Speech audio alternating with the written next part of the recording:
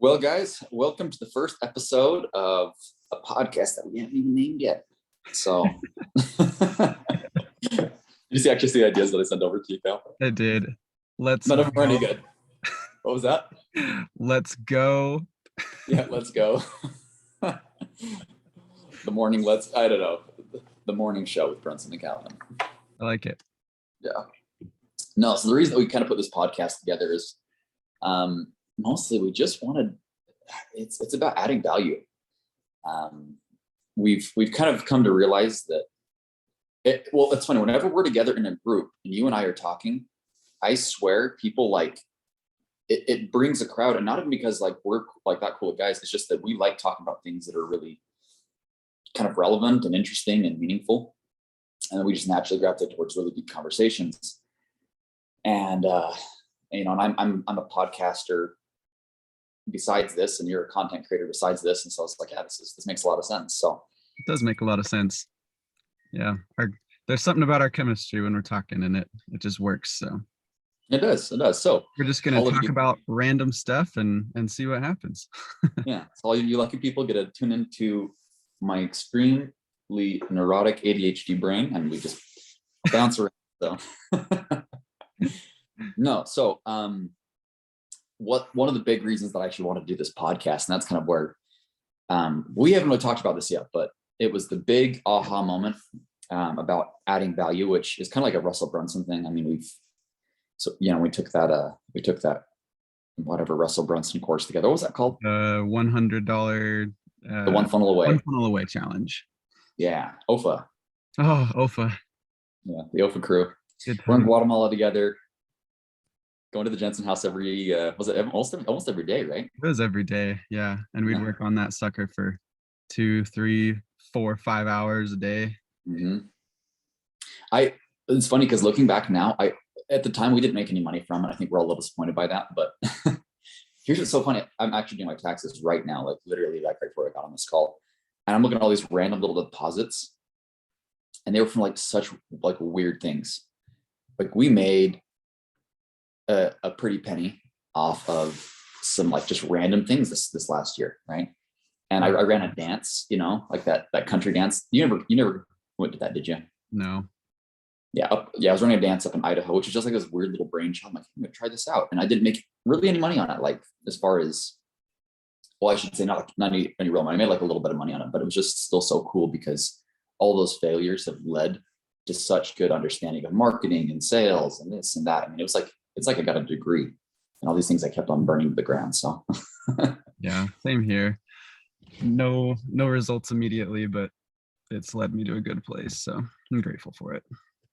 Yeah. So anyways, going back to this whole concept of adding value. Yesterday I was just driving from Texas up to Idaho, which is like, a 24-hour drive. And you always have deep philosophy when you're on a very, very, I did like the first stretch, I think it was like 17 hours. You just, man, your brain goes places as far as like philosophically. And I realized something, because right now I just really love my job, right?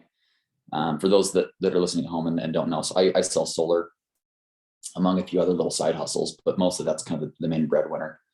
And it's funny because when I first started it, and Cal, we've been through the trenches a little bit, it can really suck. I mean, knocking doors is honestly maybe one of the hardest things a person can do psychologically. Yeah. I know. I feel like you'd agree with that. It was rough.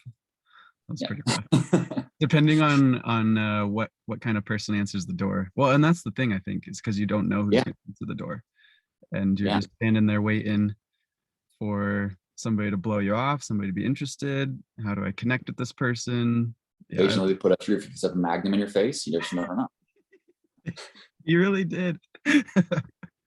Yeah. Kelvin, we straight up closed the guy on solar who 30 minutes before had a gun like literally in your forehead. Yeah. That's how we do it.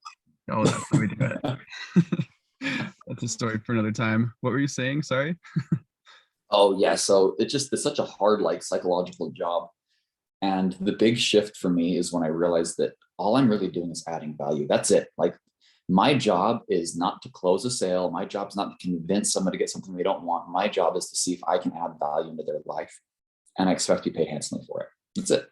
but I want to be paid in proportion to the value that I add. And so I realized my solar just pays really, really well. I mean, really stinking well. And I mean, I honestly think this month I'll make more than I made last year, from, which is just crazy, right? Like that's just crazy to think about. Yeah, congrats on And, that. but what's cool about it is that I'm adding so much value into homeowners' lives. And once that shifted, it went from really hard job to like actually pretty easy job. Because when they tell me no on the doors, Zig Ziglar talks about this, like you don't want to have sympathy, you want to have empathy.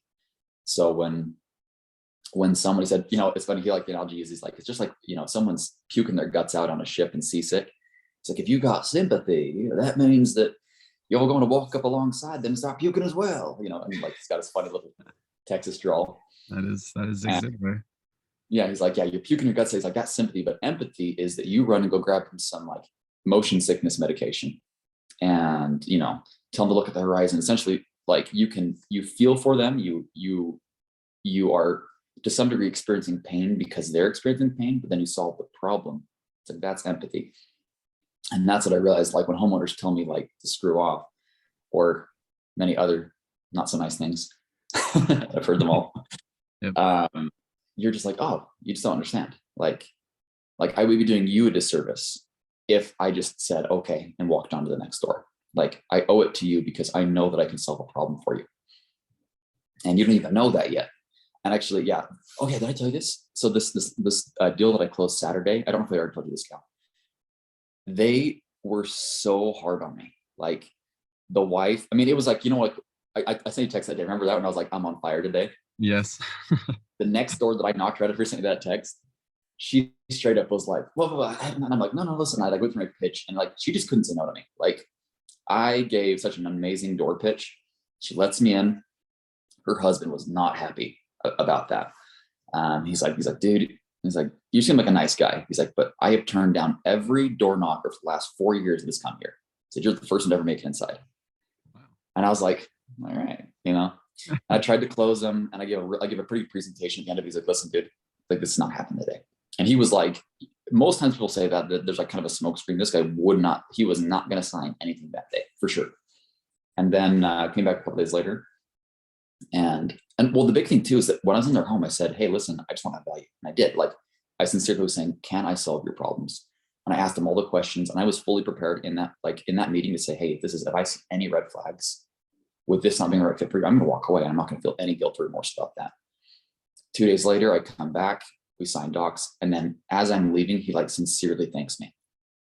He's like, hey, I really appreciate it. Seriously. No way. They sent the text letter. And he's like, hey, seriously, Brunson, I really appreciate you. And it was such a weird like change because he was like really hard on me like 2 days before. But he had that sympathy for sympathy. Had I gone, oh man, it must be so rough. I mean, all these door knockers, it must be so annoying to you. Like, I'll leave now so I don't like cause you any more discomfort. And then once we pushed through that, it was like, hey, thank you so much, Brunson. So I don't know. What do you think, Cal? I like that. I like that a lot.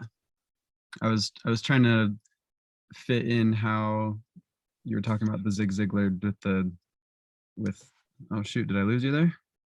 Oh, sorry. I was just turning on turning off my notifications so it stops dinging. Oh no, you're good. Yeah, I was trying to see where you were fitting in that Zig Ziglar with the empathy versus sympathy. Mm-hmm. And yeah, that totally makes sense where you pushed through and you didn't say, oh, I'm so sorry that you've been annoyed by solar people.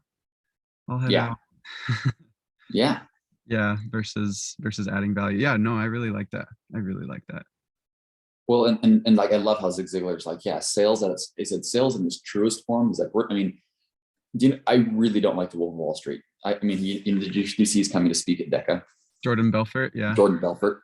I think he is the scum of all the earth, and I really mean that. Like, I don't know him. I can't believe he got out of prison and is like a huge financial guy now. Like, yeah, like there's no doubt he can sell. Like, I am not denying that for 1 second. The guy has a gift. He has to, because he sold the judge, he sold the jury, he sold people this, he sold people that. Like, that's how he's gotten through his whole life, is by selling. Yet he is absolutely, in my mind, destroying the profession, because that's what they'll think of a salesman now. A sweet talker who gets you to do stuff that's really bad for you. But like at its finest, like Zig Ziglar talks about a lot, he's like, no, like sales, like when it's honest sales and it's the real salesman, like not the fake one, he said all it is, they're just professional problem solver. and they should get paid handsomely for that. But solving your problem has enormous value. He sold cookware that was actually, my mom has a set, not from him specifically, but from the same company, I believe. And it's just a certain kind of, these pans, they hold in moisture way better. So it means like the nutritional value stays in the food better and like all this different stuff. Saves homeowners a lot of money. And it's one of those things that you would never think to go buy yourself, but someone comes to your door and says, hey, you never thought about this, but you need this. This is going to save you money in the long run. It's going to add nutrition to the value, nutritional value to the food of your children, et cetera, et cetera. That's what true sales is. You're solving an actual problem, not just, sweet talking someone into buying a Ponzi scheme, which is really like, that's what really bothers me. It's like everyone looks at him as such a hero. And I'm like, he's just a professional con man. Like that's actually what he is. He is a professional con man. I probably should actually read his books. I can have a more qualified opinion. I've just seen like, and you're gonna meet him one day. And no, I might meet him here in like a couple weeks. Oh yeah. He's because he's coming to speak at DECA. Oh, okay. That's right. Yeah. Yeah. And the group's probably not that big. It's probably like 50 people. So oh wow. Now more than that, 100 people there, I'll bet. But okay. What would you say to him if you got 5-10 minutes with him? If I had 10 minutes? Oh, if I had 10 minutes, I ask him. Would you ask? And would you rip into him? Would you accuse him of being a con man? What would you do? No, I'm kind of a weenie that way. What would call a con man? I actually would like to talk to him. There's like, I have this weird like affinity towards like, I'm really drawn towards really dark characters in history. And I've probably qualified the statement now. Like I would love to have a conversation with Adolf Hitler. And not for the reason everyone like, and not just because I think he's a cool guy. I just sincerely want to know what was going on in his head, right? Mm-hmm. I know he, for the most part, believed what he did to some degree. And I'm like, I know a lot of people that talked to him said that it was like talking to God. And I wonder why. Like what was his? I mean, he was, I think, an amazing marketer, amazing salesman, and sold an idea.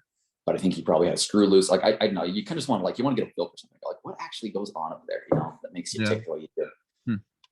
But yeah, that's probably what I want to do is just be like, hey, so. Well, I probably would ask him like deceiving questions. I do that a lot with people. Like I'll ask questions on purpose. Like I'll ask a question that like tries to stroke their ego, and I'm curious how they're going to respond. Because sometimes some people, they like inhale it so hard, like, oh, you've got like serious emotional need for approval. Or sometimes they'll just like shrug it off. I'm like, yeah, maybe. Okay, wait, hold on. What question? Could you ask me a question that would trigger my ego? What kind of question? It would, but it doesn't work on you. Like I think I tried that when I first met. Like, oh, you're just like. It's so amazing that you just did. Well, yeah, you said that it wouldn't work on me, and that inflated my ego. So you did it. No, just like I mean, even when people ask, because I mean, for those that don't know Calvin's very well traveled. He's done a lot of really cool things that most people just don't do in a lifetime. That's partly why I was drawn to him as a friend. Is I was like, this is someone who's going to add so much like color and vibrance to my life. But I also think that you don't wear it on your sleeve a lot. Like you're the kind of person who can sit in a room and no one will know like all the amazing things you've done in your life, or that you speak a bazillion different languages, or like whatever, right? And you'll just chill. And some people, they need to make sure everyone knows that, and they have to bring it up in like subtle little ways. I'm kind of a little bit that way, I'll be honest. Like all the time, I'll be like, oh, no kidding. Yeah, I've actually done that myself. Like, oh no. And then I like to guide the conversations. Everyone knows how cool I am. Well, that's like when I'm in my needy modes, like sometimes you're in a healthy place, sometimes you're in another place. I'm in a healthy place. I definitely like to show off and make sure everyone knows how cool I am. But no, but like I ask people like questions like, man, it's just so impressive. You done X, Y, and Z. And what is that like to, and I'll kind of just, I don't know. I can't really do it like on the fly, but I'll do it a lot. And I'm mostly curious because I don't want to be around people who, I don't want to be around them. I just want to know if I need to be careful around them. Right. Because some people that like inhale it so deeply, they're often like professional BSers. And they live to get your approval. Anyway, so that's kind of like, actually did someone, I won't say what it was. I did with someone like not too long ago. And it just like, I mean, he sucked it in, like completely just absorbed it. And I was like, I need to be a little more careful with this guy, because he's someone who's people that are like that, they're gonna burn out, like myself included. I definitely, and I'm not going to deny that I still fall into it sometimes, but there was definitely a point in my life where I was very, very insecure, really hurting emotionally. And oh man, like if anyone gave me any compliment, I just sucked it in. And then asked me any kind of question, I just like, I am the expert, right? Like actually in Guatemala, I really was in a pretty bad place that way. I feel like I was constantly looking for approval from people. But yeah, that's probably what I'd do. I'd probably ask him a couple of questions. I'd ask him probably like, how good of a salesman are you really, or something like that. And I'm just not even to know like what he's gonna like. I don't care so much what he says. It's like how he says it back. If he goes, "Hey, listen, man, I'm just learning." Like sales is a lifelong process. That I should probably earn a lot of respect from me. But if he's like, "I'm gonna give you 3 easy steps right now. Sit down, pop, pop, pop," Uh-huh. I kind of dislike that from people. Like I love people that are the most amazing thing is you see a guy who's truly an expert and he goes, I'm just trying to figure it out. Because that's actually, I think you recognize a true expert, because when you really know a lot, you're incredibly humble about it. Because you recognize that with all your knowledge, all you can see is a wide ocean of possibilities. People that are really arrogant about their specific opinions, oh, this is this or that's that, like it's because they don't know that much typically. I know we've talked about this though. What do you think? No, I 100% agree. In fact, last night before this episode, we were just talking about like what kinds of things could we talk about, and we were saying, oh, we could talk about inflation, Russia, Ukraine, federal rate hikes, just like all these different topics. And we hung up the phone yesterday, and I was just like, man, I don't know much about any of those things. Like I want to make sure that I get numbers right. I want to make sure that I know what I'm talking about, That's why we like Calvin so much, because he actually cares. I'd be like, I'll make something up. Oh yeah, the inflation, we're at 28%. The 28%? 20, yeah. Or 0.8%. I can never remember. It's at 8.2, but whatever.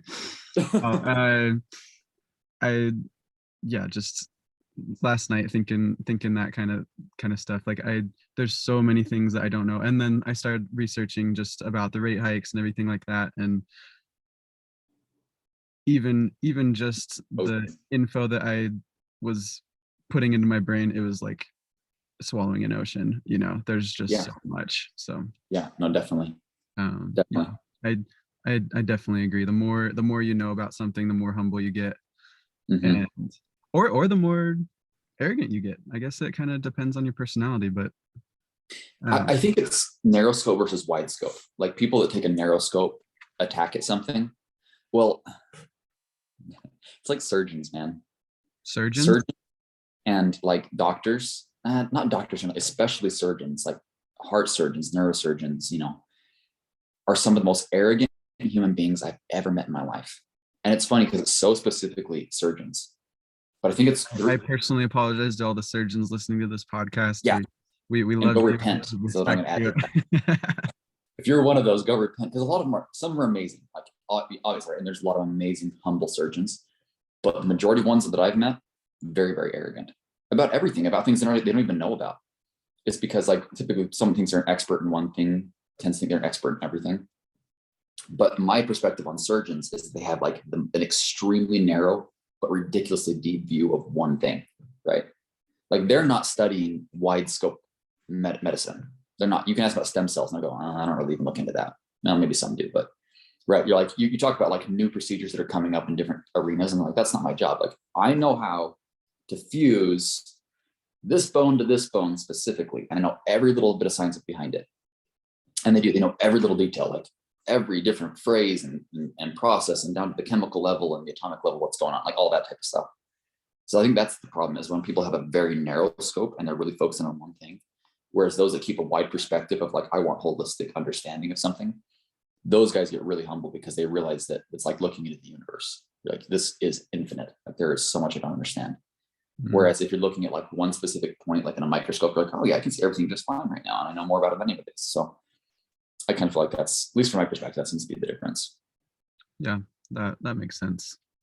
Also, when you know a ton about one specific subject, the quote, a jack of all trades. Me. A master of none. How does it there's another part of the quote that like keeps going. What is it? A jack of all trades is a master of none. That's all I've ever heard. I didn't know there was more.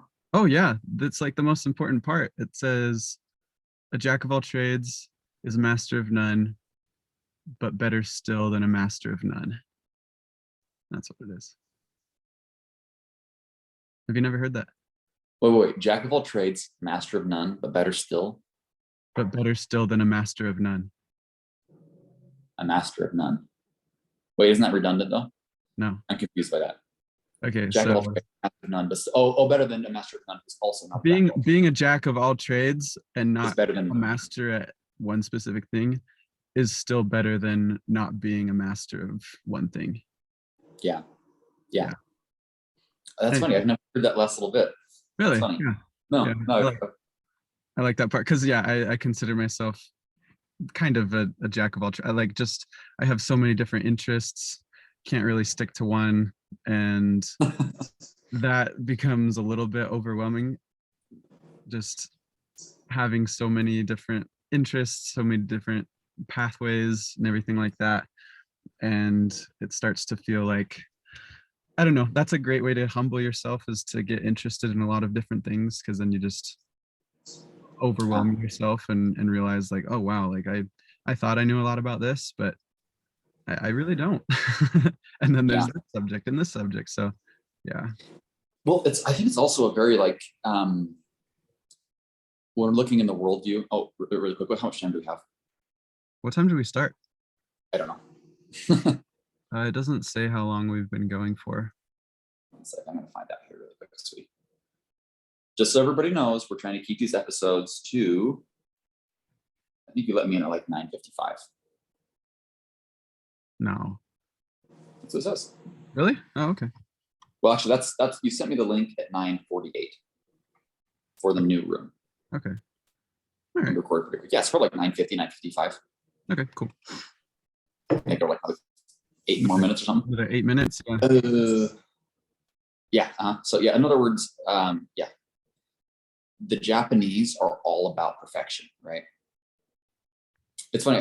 I think really it's America versus Japan, like as far as different perspectives go, because Americans are typically very much the jack of all trade personality.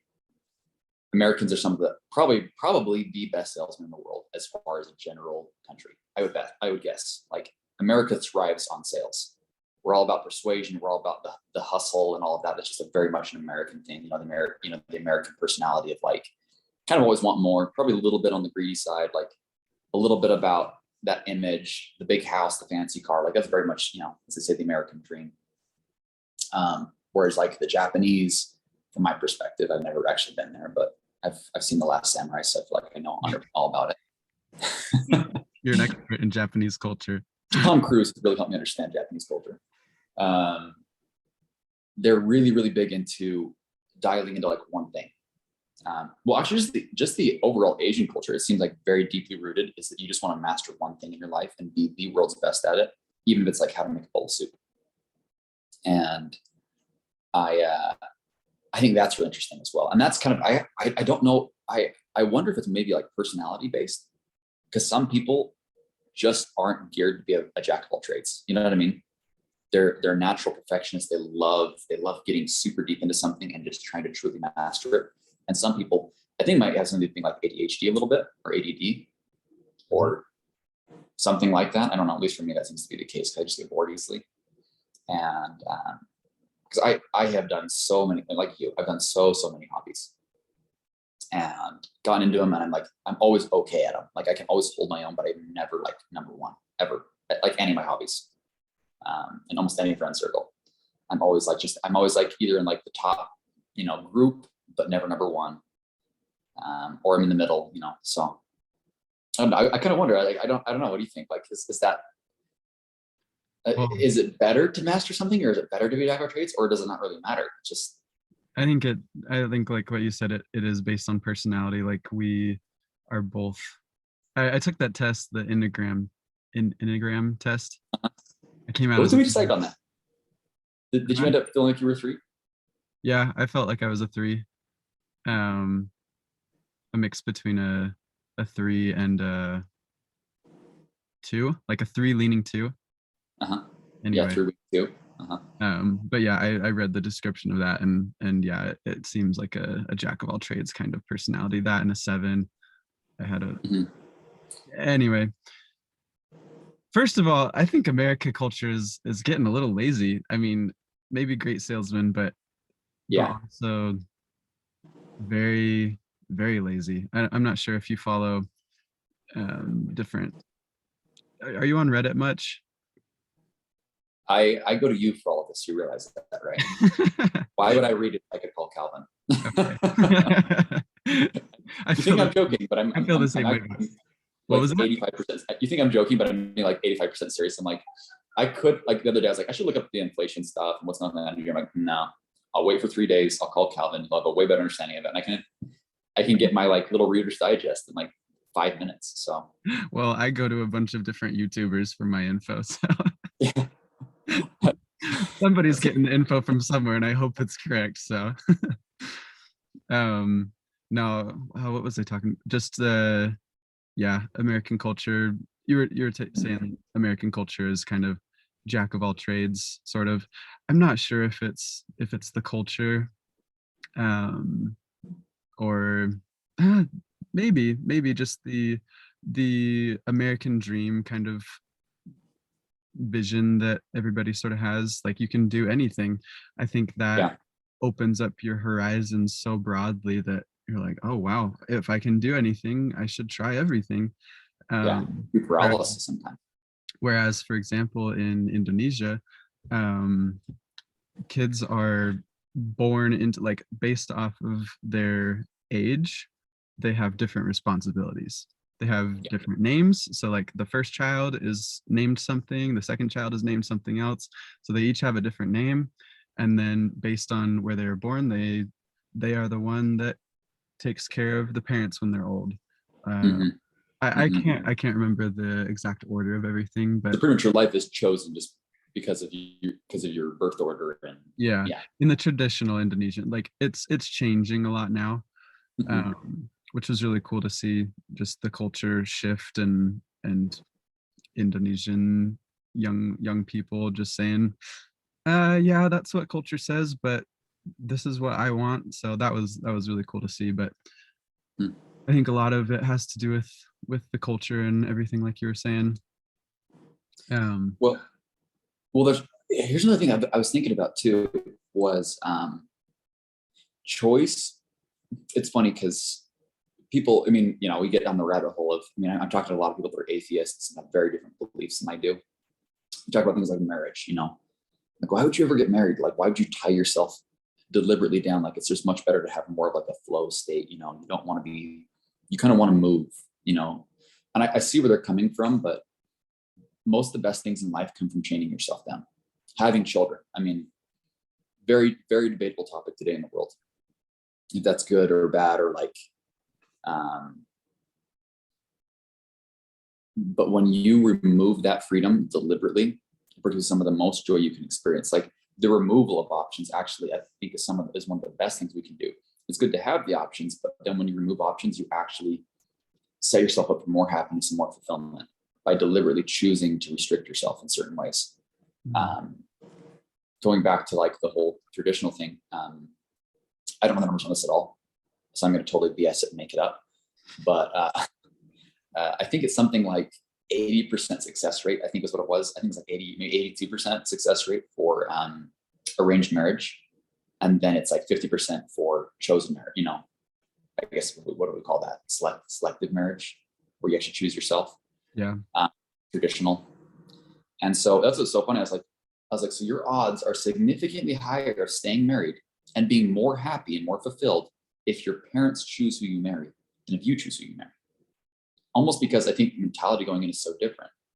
Yeah. Like if you go into a marriage knowing, hey, I may not even like this person, so I better like have my A game on, and I better never say anything rude or condescending because I have to live with this person forever. And I have to you have to go into a certain mentality of extreme work ethic and very selfless and very much giving. And it's really interesting because my grandparents were talking to this couple. They met in the DR, and they were from an arranged marriage, and said, yeah, we pretty much one day our parents said, hey, we found a wife for you. This guy said, yeah, my parents called me, hey, we found a wife for you. Show up. He said, we were in the room for 10 minutes. And he said, at the end of that 10 minutes, I had the choice to say, I can either marry this girl or not. And that was it. He said, yeah, we talked for a while. We asked about some things that we cared about and just felt if there was any kind of chemistry there. And he said, at the end of it, yeah, let's do it. And that was it. And so we've been so happily married ever since. Wow. And my grandparents said they were like, it was like their 5th year of marriage, and said they were just so in love with each other. And they didn't describe it to luck. They didn't go, oh, you're the lucky ones that, like, our parents found us a good. No, it was just like, no, we chose to be successful in this marriage, and that's why we're so in love. And I think that's also a big missing link in America right now, is everyone wants to chase every little thing out there. Everyone wants their dream job. Everyone wants to do exactly what they want to do. But the reality is sometimes it doesn't matter so much what you do. It matters how you do it. And if you just buckle into something and put in your heart, mind, and strength and really dial into it, that's where, Elder Bushi from the LDS Church said, in thoroughness is satisfaction. And I love that quote. He said, it's not about what you do, it's how you do it. And it's that thoroughness that when you put your whole heart into anything, he said, you actually tend to find passion with it. So there's got to be some kind of a balancing act there, because on the one end, you don't want to have your life always prescribed for you, but on the other end, like, so much of the film actually comes from just buckling down and doing something. Mm-hmm. So yeah, I know. Well, I think maybe just a mix of both at the very beginning. At the very beginning of your life. I mean, that's what I'm a big proponent of, is just taking a gap year, exploring yourself, finding the different wants and desires of your heart before settling down or choosing something. Before you, if you don't know what you're going to go into college for, then just take a break real quick, learn about the world, learn about cultures, learn about yourself, take courses, just online courses and things like that. So, but then at one point, eventually that's gonna have to take a breather, and you have to kind of choose something and go for that, or else you'll just be constantly floating. And I've felt that before. I've felt the floating for a long time, and that is a hard place to be in, but it also means that you did your research, you looked into a lot of different things. And I think that's a good place to be in, at least for a little bit, is the kind of floating stage where you're just like, I learned so much, I've got all these options, what do I do? Then you float, and then you start to work it out. So I think a balance of both is what you need. Yeah, well, it's that red ocean, blue ocean concept too, or the simplicity, complexity, simplicity thing, right? Like there's just seasons for things. Where, and those that know, I didn't understand this was for a long time. I should have been used a lot, but red ocean is the bloodied water, right? If you're out there fishing, the red ocean is the one that everyone's in. There's fish there because people are catching it. Like, it's been it's the water's bloodied up. Like in business, the same thing. Like, you go to an industry that's really hot, people are making money in it. The problem is you have to be ultra competitive to do well there. Blue ocean is the land of opportunity. There's no one's out there yet, but at the same time, you don't really understand what kind of bait to use and what kind of this to use, what kind of that to use, or what time of day or whatever. So there's something with that too. Like, there's times and seasons. And we typically say you want to transition from a red ocean to a blue ocean, right? First, understand the rules, understand what's working for the best people out there, then move into your blue ocean and apply that over to create your own little red ocean. And I think the same thing, like, almost inverts with everything. There's a season where you want to float and be, kind of in this transit state. And there's another season where you want to really buckle yourself down. And there's probably another season after that where you want to get back into the blue ocean. You want to explore again and open up your mind. Like, there's just a time and a season for things. And I think that's the biggest weakness that I see. I mean, even in America as a culture, is that we like to have one answer for everything. This is the right way, the right, the left. The best way. Yep, exactly. Conservative, liberal. That's it. But it's like, isn't the answer always yes? Whenever you look at two extreme sides, it's never, should you be conservative, should you be liberal? It's like, yes, both.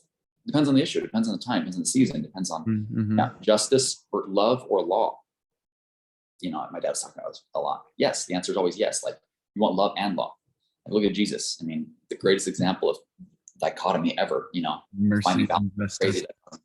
Yeah, he was both very loving and very lawful. Anyways. Well, we're probably pushing that time, huh? I think so. Okay. This has been great. That's been great. And we saved lots of topics for the next times. We sure did. We opened up a whole can of worms I'm ready to talk about tomorrow. So, guys, welcome to the podcast that we haven't named yet. Hope you enjoyed it. When we have a name, we're going to have a really cool intro that goes with it and an outro. So, y'all stay tuned. You ever take that glory there? Yeah. I'm in it. Ciao, guys.